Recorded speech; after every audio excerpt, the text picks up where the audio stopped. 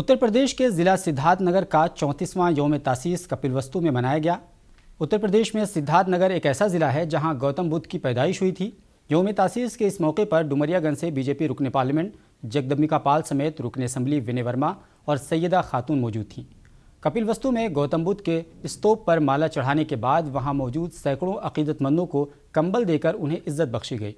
यौम तासीस के इस मौके पर रुकन पार्लियामेंट जगदम्बिका पाल ने कहा कि इस दिन यानी 29 दिसंबर 1988 को उस वक्त के वज़ीर आला नारायण दत्त तिवारी ने सिद्धार्थनगर ज़िले के क़याम का ऐलान किया था।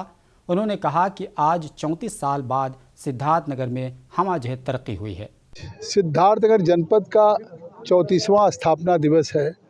इस जनपद की प्रासंगिकता इसलिए भी है कि ये गौतम बुद्ध की जन्मस्थली है, राजा शुद्धोधन की राजधानी में, और बाल्यकाल के रूप में गौतम बुद्ध के पहले राजकुमार सिद्धार्थ के रूप में 29 वर्षों तक इसी राजप्रसाद में रहे, जिस स्तूप की आज हम लोगों ने पूजा किया, प्रशासन जनप्रतिनिधियों ने मिलकर के, और ये संकल्प लिया कि जो बौद्ध धर्म आज दुनिया को करुणा, शांति, ममता और अहिंसा पे जो जोर देते थे, अष्टांगिक मार्ग पे बहुजन हिताय के लिए, उन संकल्पों पे चलें।